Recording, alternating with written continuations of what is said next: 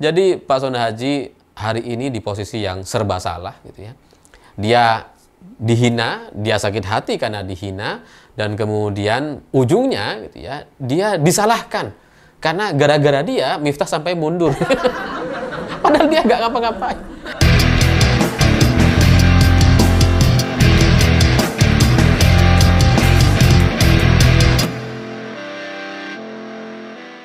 Selamat malam semuanya. Hari ini tiba-tiba Pak Son Haji muncul ke media dan meminta kepada Presiden Prabowo untuk menolak pengunduran diri Miftah.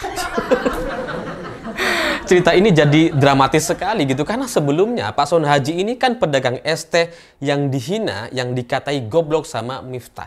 Dan kemudian Pak Son Haji merasa tidak terima, dia merasa tersakiti, dan kemudian netizen atau masyarakat Indonesia ini bersimpati dan bahkan memberikan donasi berjumlah ratusan juta rupiah plus umroh gitu ya. Dan karena simpati masyarakat sangat luar biasa, seorang Miftah yang seorang penceramah yang punya banyak massa sekalipun itu sampai bertekuk lutut.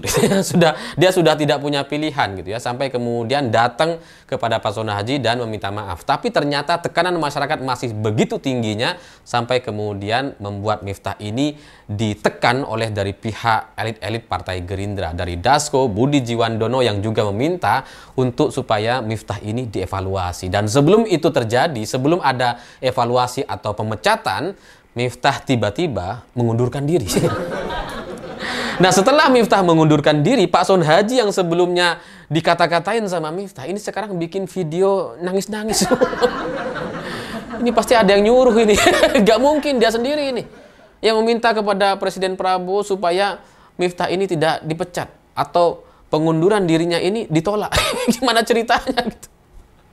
Yang namanya antara Miftah dengan Presiden Prabowo itu kan antara bawahan dengan atasan. Bawahan minta untuk mengundurkan diri, maka atasan akan menerimanya. Dia tidak punya pilihan lain. Gitu. Mana ada cerita orang mengundurkan diri terus kemudian dibatalkan sama orang lain atau pihak ketiga? Kan nggak mungkin. Gitu. Bahwa kemudian masalah antara Miftah dengan pedagang es teh atau Pak Son Haji itu sudah selesai, katanya ini sudah bermaaf-maafan, tidak ada masalah dan sebagainya, itu urusan pribadi. Ini menyangkut soal jabatan antara Presiden Prabowo dengan Miftah gitu. Jadi nggak ada hubungannya dengan Pak Son Haji. Tapi ya saya paham gitu ya. Kelompok Miftah ini nampaknya menyesal sekali atau mungkin mereka merasa salah langkah ketika membiarkan Miftah mengundurkan diri dari posisi jabatan staf khusus Presiden. Karena kasus Miftah ini setahu saya itu memang berdampak kepada banyak orang, kepada semua pendakwah, dai atau penceramah yang ada di Indonesia. Saya merasakan betul betapa sensitifnya teman-teman saya yang berposisi sama gitu ya, sebagai pendai, penceramah, pendakwah atau ustadz atau pimpinan pesantren, itu mereka belakangan ini menjadi sangat sensitif gitu. Meskipun mereka bukan pendai atau penceramah seperti Miftah, mereka benar-benar punya ilmu, mereka benar-benar memimpin pesantren gitu ya, atau benar-benar anak kiai dan sebagainya, tapi mereka belakangan ini agak sensitif karena kasus Miftah ini memang sudah secara otomatis berdampak ke semuanya. Jadi tidak hanya kepada Miftah, tapi kepada semua pendakwah, penceramah, dai atau ustadz, gus, kiai yang selama ini juga memimpin banyak orang gitu ya. Sama lah seperti soal kasus polisi gitu ya. Satu ada polisi bermasalah itu kena dampak semuanya gitu. Jadi itulah yang kemudian mungkin baru disadari oleh banyak pihak bahwa ternyata kasus Miftah ini berdampak ke semuanya dan jauh-jauh lebih buruk dibandingkan prediksi banyak orang sebelumnya. Karena mereka pikir bahwa setelah Miftah ini mundur maka itu akan selesai gitu. Tapi ternyata tidak selesai sampai sekarang. Itu terus dibuka video-video lama terkait kesalahan-kesalahan Miftah dan Habib yang ada di sebelahnya gitu. Jadi muncul terus video-video lama sehingga ini kemudian pada akhirnya nampaknya itu akan benar-benar merugikan kelompok-kelompok pengajian ya, karena bagaimanapun suka nggak suka pengajian itu menjadi satu kegiatan ekonomi sendiri gitu. Karena ngundang Miftah nggak murah itu, nggak gratis pasti gitu ya, puluhan juta rupiah gitu. Jadi semua orang juga sama gitu ya. Setahu saya Habib yang lain, kemudian Gus, kiai-kiai yang lain juga kalau ngundang mereka ya puluhan juta rupiah. Udah setara artis lah gitu ya, undang mereka itu, dan itu adalah biaya yang sangat mahal gitu. Jadi ya mereka ini ya, meskipun mungkin tidak tepat untuk disebut sebagai pedagang agama, menjual agama dan sebagainya, tapi ya perlu diakui bahwa memang biaya untuk mendatangkan mereka itu luar biasa mahalnya. Nah, dengan adanya kasus ini, maka otomatis gitu ya, banyak orang akan mungkin menunda, mungkin juga tidak terlalu semangat lagi untuk mengadakan pertemuan-pertemuan, pengajian dan sebagainya. Mungkin juga tidak terlalu ikhlas lagi untuk membayar mahal puluhan juta rupiah kepada pendakwah-pendakwah yang ternyata kalau dipikir-pikir materinya nggak seberapa. Ya, ini kemudian merata terdampak kepada semua pihak. Meskipun teman-teman saya ini bukan orang yang seperti Miftah gitu ya, yang kalau dia ngasih ceramah atau dakwah ini benar-benar dia belajar, benar-benar banyak sekali materinya. Tapi pada akhirnya mereka juga terdampak, dan itu melanjutkan tren polemik nasab seperti yang sebelumnya menimpa kelompok Ba'alawi ya. Karena dari polemik nasab yang dimunculkan oleh Kiai Imad itu kan sebelumnya sempat membuat para habaib ini goncang dia. Yang sebelumnya setahu saya tarif Habib ketika datang untuk berceramah itu sedemikian mahalnya gitu ya, dan kemudian banyak orang datang, ribuan orang berkumpul. Tapi sekarang mana ada.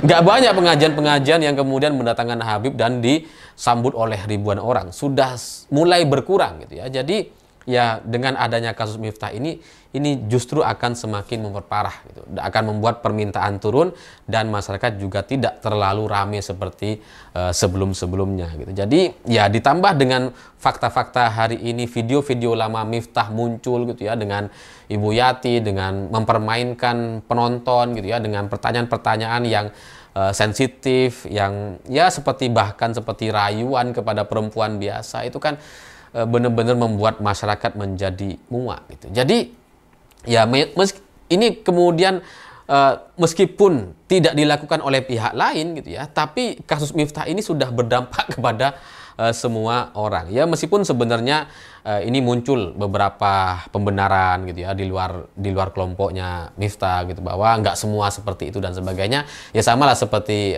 pihak kepolisian, nggak semua seperti Sambo, tapi kemudian terdampak ke semuanya.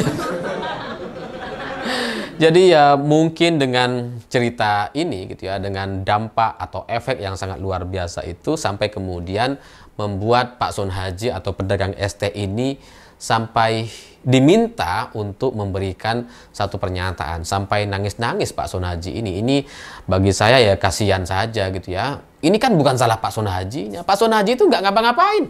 Loh, dia cuma dagang itu, cuma jualan ST gitu. Dia jualan ST juga karena tangannya itu cedera, karena dia sebelumnya adalah tukang kayu ya, dan kemudian tangannya cedera makanya dia jualan ST. Jadi dia nggak salah apa-apa gitu. Kenapa kemudian dia sampai disuruh bikin video nangis-nangis seperti itu? Sampai meminta kepada Presiden Prabowo untuk membatalkan pengunduran diri Miftah. Untuk apa gitu? Kasihan lah, orang udah dihina, kemudian sekarang disalah-salahin gitu ya. Ya, kalaupun misalkan ada efek dari apa yang terjadi kepada Miftah, itu tidak ada hubungannya dengan Pak Son Haji. Karena yang membuat citra negatif para penceramah, pendakwah, dan sebagainya, itu yang Miftah sendiri. Bukan salahnya Pak Son Haji atau orang lain atau pedagang ST yang lain, nggak ada. Jadi ya kasihan dengan Pak Son Haji gitu ya. Dia sudah dikatain goblok gitu ya, dan dia sakit hati. Miftah ketika minta maaf juga ya kayak biasa aja, kayak dia sangat mendominasi, dominan sekali gitu ya. Terus kemudian sekarang dia disalah-salahkan. Ya memang di sisi lain Pak Son Haji sudah mendapatkan donasi ratusan juta rupiah, tapi yang tidak kita sadari ya seharusnya kita melihat bagaimana seorang Pak Son Haji hari ini nampaknya ditekan dengan sedemikian rupa gitu. Karena ya saya bisa paham gitu ya, Pak Son Haji ini sudah dijanjikan umroh sekeluarga sama Miftah. Ya kan? Pak Son Haji, istrinya, bapaknya, ibunya diajak semua gitu. Ya meskipun sekarang belum umroh sih, tapi kan itu dijanjikan gitu. Mereka dijanjikan umroh sekeluarga. Tapi ternyata setelah dijanjikan umroh, setelah mendapatkan gelar anggota kehormatan di Banser gitu kan, ini ternyata serangan kepada Miftah itu tidak turun. Dan kemudian sampai membuat Miftah mundur dari posisinya sebagai staf sus presiden. Jadi Ya dengan situasi yang seperti itu memang ya, kasihan juga Pak Son Haji ini gitu ya, sudah disalah-salah, dia yang dikatai goblok, dia juga yang disalahin gitu ya. Dan pada akhirnya dia juga yang harus memberikan pernyataan sampai nangis-nangis gitu. Padahal seharusnya yang nangis-nangis itu ya Miftah gitu. Karena dialah yang melakukan kesalahan kepada Pak Son Haji gitu. Jadi ya meskipun banyak orang mungkin tidak sepakat dengan saya gitu ya tidak sepakat dengan apa yang saya sampaikan karena terlalu membela Pak Son Haji, tapi bagi saya memang Pak Son Haji ini nggak ngapa-ngapain gitu. Dia cuma jualan es teh kok. Bahwa kemudian hari ini kemarin katanya ada video di mana pedagang es teh jadi rame-rame muncul di pengajian dan itu kemudian di framing negatif kepada pedagang es teh. Oh, banyak masyarakat yang juga pengen dihujat atau digoblok-goblokin. Jadi banyak banget tuh pedagang es teh di acara pengajian gitu ya. Siapa yang membuat semua cerita ini terjadi kan? Kan bukan kesalahannya Pak Son Haji juga gitu kan. Pak Son Haji sekali lagi nggak ngapa-ngapain gitu. Dan apa yang terjadi di pengajian di Solo kemarin itu jangan-jangan juga disetting tuh untuk supaya membuat pedagang es teh ini disalah-salahkan atau dihina-hinakan gitu, karena sudah ada beberapa pihak gitu ya yang kemudian coba framing membuat citra soal pedagang es teh ini menjadi sangat-sangat negatif. Dari insiden atau kasus antara Miftah dengan Pak Son Haji, yang justru disalah-salahkan adalah pedagang es tehnya yang mental miskin lah dan sebagainya. Itu kan yang disampaikan sama Felix Xiao gitu ya, dan Deddy Kobuzer di podcastnya gitu ya. Padahal masalahnya ya Miftah gitu. Kalau Miftah tidak berkata seperti itu, nggak ada semua cerita ini gitu. Jadi Pak Son Haji hari ini di posisi yang serba salah gitu ya. Dia dihina, dia sakit hati karena dihina, dan kemudian ujungnya gitu ya, dia disalahkan karena gara-gara dia Miftah sampai mundur. Padahal dia nggak ngapa-ngapain. Sekarang dia juga yang bikin video kepada Pak Prabowo untuk supaya pengunduran diri Miftah ini ditolak. Jadi semuanya serba salah, tapi ya kita paham gitu.